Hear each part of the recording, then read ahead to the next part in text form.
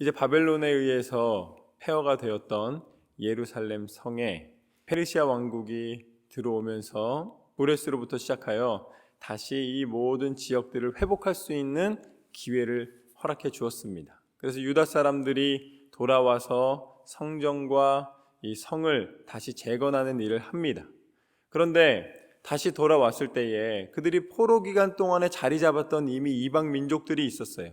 그들의 세력이 만만치 않았습니다. 그렇기 때문에 3번에 걸쳐서 그 일을 시도하였지만 마침내 되는 듯 하다가 무산되고 되는 듯 하다가 무산되고 또 중건된 상태에서도 그것이 다 무너져 내렸다는 소식을 느헤미야가 듣게 됩니다.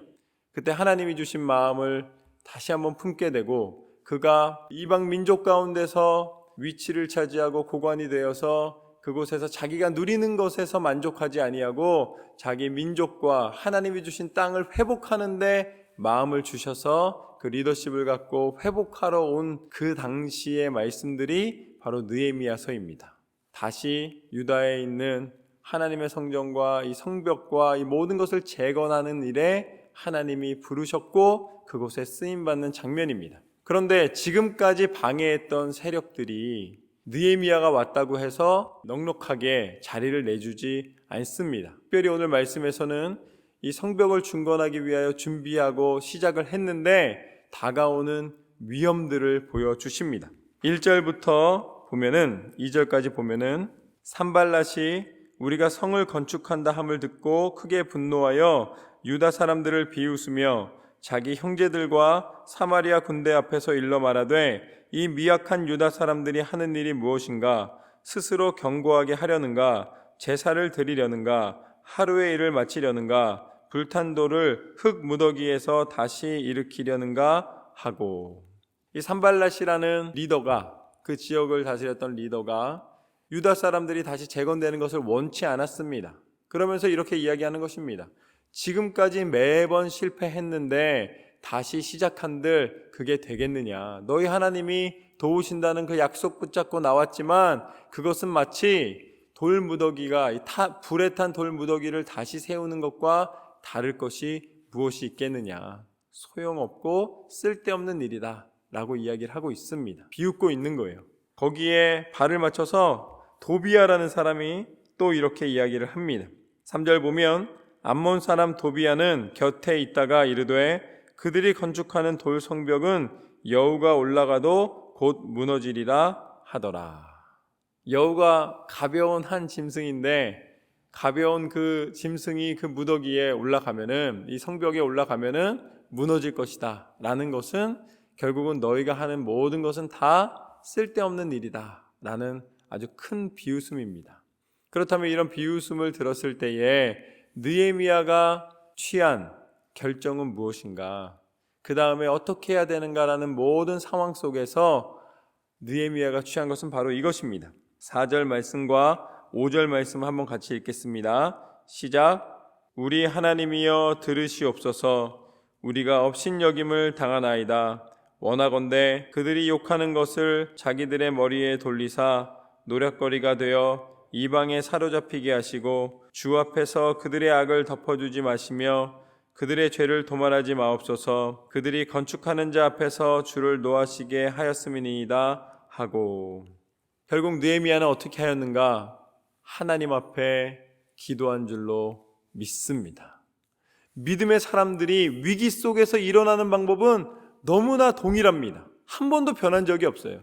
다윗도 그랬고 히스기야도 그랬고 모든 믿음의 선배들 가운데 승리하게 된 비밀은 무엇인가? 위기 앞에서 기도한 사람의 손을 들어주시는 줄로 믿습니다. 오늘 느헤미야는 그것에 대해서 너희들 귀를 막아라, 뭐해라 이렇게 이야기하지 않았습니다. 하나님, 그들의 비웃음을 들으시옵소서. 전쟁이 하나님의 손에 있음을 고백한 줄로 믿습니다. 그 위기 앞에서 기도하였을 때에 그 힘을 공급하시는 근본적인 하나님의 능력과 하나님의 영광이 이 느헤미야에게 임한 줄로 믿습니다. 여러분, 어려움이 있으십니까? 답답함이 있으십니까? 고난이 있으십니까? 하나님 앞에 기도하시기를 주님의 이름으로 축원합니다. 하나님, 이 일을 그냥 두지 마옵소서. 하나님, 이 일을 돌보시옵소서. 나의 어려움 속에서도 하나님만이 나의 길을 인도하실 수 있나이다. 하나님 앞에 내어 맡길 때에 하나님께서 그 일을 돌보시는 줄로 믿습니다. 그렇게 느헤미야가 기도하였을 때에 어떠한 일이 벌어졌는가? 6절 말씀부터 보면, 이에 우리가 성을 건축하여 전부가 연결되고 높이가 절반에 이르렀으니 이는 백성이 마음들여 일을 하였음이니라. 아멘. 그렇게 비웃었지만 그들은 열심히 일하게 된 줄로 믿습니다. 그래서 성벽의 절반을 완성한 거예요. 비웃음은 하나도 하지 못할 것처럼 여겼지만 성벽은 계속해서 그 비웃음 속에서도 올라갔다는 것입니다. 그런데 그게 올라갈 수 있었던 이유는 뭐냐면 거기에 분명히 성경에서 말씀해 주십니다. 마음을 들였다. 할렐루야. 여러분, 돈을 들였다고 써 있어요? 아니에요. 힘을 들였겠죠. 그러나 여기에서 표현할 때는 힘을 들였다고 표현하고 있지 않습니다. 그것을 움직이는 근본적인 힘이 어디에 있는가? 마음을 들였는 줄로 믿습니다. 마음을 다하여서 하나 되었을 때에 그것이 능력인 줄로 믿습니다. 여러분, 가정들이요, 어려움 속에 있을 때에 마음이 똘똘 뭉쳐가지고 위기를 헤쳐나가는 경우가 많습니다. 이 어려움을 어떻게 해서든지 우리가 이겨내야 된다고 허튼 생각하지 아니하고 한마음이 되어서 이겨내는 거예요. 그런데 그것이 좀 잘 풀려가지고 하던 사업이 잘 되든지, 아니면 뭔가 좋은 일이 일어나서 명예를 얻는다든지 어떤 성공적인 일로 계기가 생겨서 부자가 되거나 좀 넉넉해집니다. 그러면 어떻게 돼요? 마음이 갑자기 느슨해지면서 서로 자기가 가지고 있는 것에 집중하기 시작하는 거예요. 가져야 할 것을 향하여 마음을 하나 됐을 때는 이겨내는데요, 그 모든 것이 다 채워지고 난 다음에는 그 다음번부터는 마음이 하나가 되기가 참 쉽지가 않은 것입니다. 더 좋은 것이라는 명분으로 서로의 의견이 충돌하고 갈려져 나가는 거예요. 가진 것보다, 채운 것보다 더 큰 능력은 마음이 하나 되는 것인 줄로 믿습니다. 많은 것을 소유한 것 같지만 마음이 분열되어 있으면 그곳에서는 행복함이라는 것이 없는 거예요. 만족함이라는 것이 없는 것입니다. 그럼 매일매일 삶이 지옥처럼 여겨지는 거예요. 그러나 비록 없다 할지라도, 비록 부족하다 할지라도 마음이 하나 되어서 그 모든 것을 이루실 하나님을 기대함으로 믿음으로 나아갈 때에 그것이 그 당시에는 고통처럼 느껴지고 힘겨운 순간으로 느껴지지만 지나고 나면 무엇이 된다? 가장 즐거운 순간이 되는 줄로 믿습니다. 여러분, 사람이 괴로움 속에서 이겨낸 것처럼 즐거운 게 없어요. 그래서 남자들이 입만 열면은 이야기의 반절이 뭐예요? 군대 얘기예요. 왜냐하면 그때가 제일 어려웠거든요. 그 고생 속에서 이루어진 것들이 신기한 것이 아니라 그것이 보람되고 그것이 가치를 갖게 된다는 것입니다. 오늘 하나님이 비록 고난 속에 있지만 이 백성 가운데 함께 임하셨을 때에, 그들이 기도하였을 때에, 그들의 마음이 하나 되었을 때에 성벽이 재건된 줄로 믿습니다. 그래서 뭔가 되는 것이 보이기 시작합니다. 절반가량 됐다는 거예요. 안 될 줄 알았는데 되기 시작하니까 어떻습니까? 용기가 생기는 거예요. 그래서 이룰 만한 힘이 생기는 것입니다. 그랬더니 이제 또 느슨해질 만한 시기가 되니까 또 어떤 일이 벌어지는가? 7절부터 보면 산발락과 도비야와 아라비아 사람들과 암몬 사람들과 아스돗 사람들이 예루살렘 성이 중수되어 그 허물어진 틈이 메꾸어져 간다함을 듣고 심히 분노하여 다 함께 꾀하기를 예루살렘으로 가서 치고 그것을 요란하게 하자 하기로 우리가 우리 하나님께 기도하며 그들로 말미암아 파수꾼을 두어 주야로 방비하는데 유다 사람들이 이르기를 흙무더기가 아직도 많거늘 짐을 나르는 자의 힘이 빠졌으니 우리가 성을 건축하지 못하리라 하고 우리의 원수들은 이르기를 우리가 알지 못하고 보지 못하는 사이에 우리가 그들 가운데 달려들어가서 사륙하여 역사를 그치게 하리라 하고 그 원수들의 근처에 거주하는 유다 사람들도 그 각처에서 와서 10번이나 우리에게 말하기를 우리가 우리에게로 와야 하리라 하기로. 여러분, 이제 성벽이 좀 반쯤 올라갔어요. 뭔가 좀 되는 것처럼 보입니다. 그들이 기도하였더니 그 비웃음을 넘어서는, 그것을 이겨내는 성공이 눈앞에 보이기 시작하는 거예요. 그랬더니 어떻게 됩니까? 이제는 산발락과 도비아가 아닙니다. 그 지역에 있는 이방 사람들이 다 같이 연합하여서 유다가 재건되는 것을 막자고 다 마음을 모으고 있는 거예요. 이제 반대편에서 또 마음을 모으기 시작하게 됩니다. 그랬더니 유다 사람들이 그러면 그럴수록 이제는 더 열심히 하자 이럽니까? 그게 아니에요. 우리가 재건되고 나니까 오히려 더 상대편이 강해지고 더 상대편이 우리를 넘어뜨리려 하니 더 우리가 예전에는 그냥 어려움으로 끝날 일이 이제는 우리가 다 죽지 않을까? 우리가 가진 건 모두 다 잃어버리지 않을까? 라는 더 큰 두려움이 찾아오기 시작합니다. 우리가 기도하죠. 기도한 다음에 하나님께서 응답해 주십니다. 그러면 맨 처음 응답받았을 때는 어떻게 돼요? 나도 이제 뭔가 할 수 있나 보다, 하나님이 행하시나 보다 즐거워합니다. 그런데 그 즐거움이 즐거움으로 계속되면 좋은데 내가 기도해서 응답하셨으면은 그 다음에 계속 형통해야 되잖아요. 그런데 또 다른 어려움이 다가옵니다. 그게 매번 같은 원리예요. 하나님이 출애굽해 주셨잖아요. 출애굽해 주셔서 이제 우리는 자유다 했는데 그들이 걸어갔더니 눈앞에 기다리던 건 무엇이었습니까? 홍해였던 거예요. 홍해. 그런데 홍해만 있으면 어떻게 해서든지 건너갈까 궁리하면 되는데 뒤에 또 누가 쫓아와요? 애굽 사람들이 쫓아오고 있습니다. 그러니까 결국은 이스라엘 백성이 뭐라 그럽니까? 모세한테 왜 우리를 이곳에 데려나와서 죽이려 하냐고 원망하잖아요. 애굽에서 그렇게 노예로 사는 게 힘들다고 부르짖었기 때문에 하나님이 살려주셨는데, 하나님이 건져주셨는데, 하나님이 출애굽을 시켜주셨는데 그 출애굽한 당시에 어려움이 생기니까 출애굽해 주신 응답을 원망하잖아요. 그게 사람의 마음입니다. 그러나 이곳에서 지금 어려움이 생겼어요.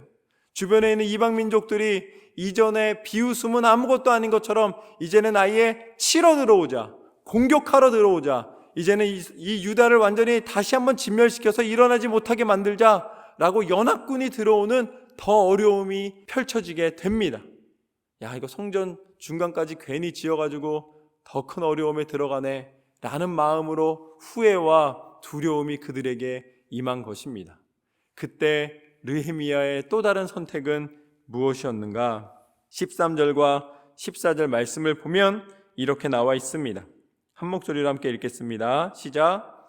내가 성벽 뒤에 낮고 넓은 곳에 백성이 그들의 종족을 따라 칼과 창과 활을 가지고 서 있게 하고 내가 돌아본 후에 일어나서 귀족들과 민장들과 남은 백성에게 말하기를 너희는 그들을 두려워하지 말고 지극히 크시고 두려우신 주를 기억하고 너희 형제와 자녀와 아내와 집을 위하여 싸우라 하였느니라.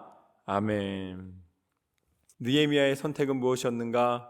그곳에서 멈추는 것이 아니라 하나님을 의지함으로 하나님이 행하라 명령하신 명령을 따라 끝까지 순종한 줄로 믿습니다.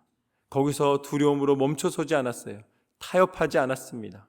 하나님이 가라 하시는 곳을 향하여 하나님이 명령하신 그 뜻이 분명할 때에 느헤미야는 함께 가자라고, 두려워하지 말고 하나님을 바라보며 나아가자고 믿음의 결단과 선포를 한 줄로 믿습니다. 저는 위기 앞에서 하나님의 뜻을 분별하는 지혜가 있으시기를 주님의 이름으로 소망합니다. 또한 그 지혜로 끝나는 것이 아니라 그 지혜를 행할 수 있는 용기와 결단과 행함의 능력이 나타나기를 주님의 이름으로 축원합니다. 느헤미야는 그곳에서 모두에게 선포하였습니다. 적을 두려워하지 말고 누구를 두려워하라는 것입니까? 하나님을 경외함으로, 하나님을 두려워함으로 나아갈 때에 그것이 진정한 능력인 줄로 믿습니다. 여러분, 오늘 말씀 가운데 뭐라고 나와 있냐면 너희가 하나님을 두려워함으로 나아갈 때에 너희는 누구를 지키라고 이야기합니까? 너희 가정을, 너희 아내와 너희 자녀와 너희 가정을 지키라는 것입니다. 그럼 집에 가서 지켜야지 왜 여기 있냐고 물어볼 수 있잖아요. 그런데 우리가 가정을 지키는 길은 무엇인가? 내가 할 수 있는 일을, 내 삶을 지키는 방법은 무엇인가? 내가 살아가는 날 동안에 내가 가지고 있는 모든 삶의 순간순간이 승리할 수 있는 길은 무엇인가? 하나님을 바라보며 나아가는 것인 줄로 믿습니다. 사람들은 하나님의 일은 접고 내 일에 집중하면 이길 수 있을 거라고 생각을 해요. 그러나 그게 아니에요. 말씀을 통해 우리에게 주시는 영적인 원리는 하나님의 일을 감당할 때에 먼저 그 나라와 의를 구하며 하나님의 뜻대로 순종하며 나아갈 때에 그것이 나와 내 집과 내 교회와 내가 살아가는 모든 삶의 이 영역을 지키는 능력인 줄로 믿습니다. 그게 믿음의 사람의 구별된 생각이에요. 예수님께서 이 땅 가운데 오셔서 하나님으로부터 받은 사명은 무엇이냐면 통치였습니다. 이 땅의 왕으로 오셨어요. 이 땅의 모든 죄악의 권세를 무너뜨리시고 하나님의 의와 하나님의 구원의 약속을 이루시는 것이 예수님의 사명이셨습니다. 그런데 예수님이 십자가 앞에서 많은 사람들이 비웃고 많은 사람들이 그 길은 아니라고 이야기를 하였습니다. 예수님 그렇게 죽으시면 안 된다고 이야기했어요. 그때 예수님 뭐라고 그러셨습니까? 사단아 물러가라라고 말씀하셨어요. 예수님은 사람들의 기준에 만족시키는 성공이 아니라 하나님의 뜻에 순종하는 것이 성공임을 분명히 말씀해 주신 줄로 믿습니다. 그래서 예수님은 마지막 십자가에 달려 죽으시기까지 하나님의 뜻을 분별하여 순종하신 줄로 믿습니다. 우리의 순종은 물질을 향하여 성공을 향하여 달려가는 것이 아닙니다. 우리의 성공은 순종에 있는 줄로 믿습니다. 하나님이 내게 원하시는 뜻이 무엇인가? 예수님께서 모든 사람들이 생각했던 것과 달리 하나님의 뜻을 분별하여 십자가를 지셨을 때에 그 십자가를 통하여 말씀하셨던 죄악의 권세를 깨뜨리시고 죽음의 권세를 깨뜨리시고 우리 가운데 참 구원의 능력이 되신 줄로 믿습니다. 그래서 우리에게 예수님의 이름은 소망이 되었고 우리는 십자가를 바라보며 날마다 그 은혜와 사랑에 감격하여 살아가는 것입니다. 그곳에 하나님께서는 부활과 생명과 능력을 허락하여 주신 줄로 믿습니다. 오늘 느헤미야서를 통하여 하나님께서 말씀해 주신 대로 두려워하지 말라, 세상을 두려워하지 말라, 하나님을 경외함으로 두려워하라. 하나님의 뜻을 분별하여 날마다 뜻대로 순종함으로 승리하시는 저와 여러분의 삶이 되시기를 주님의 이름으로 축원합니다.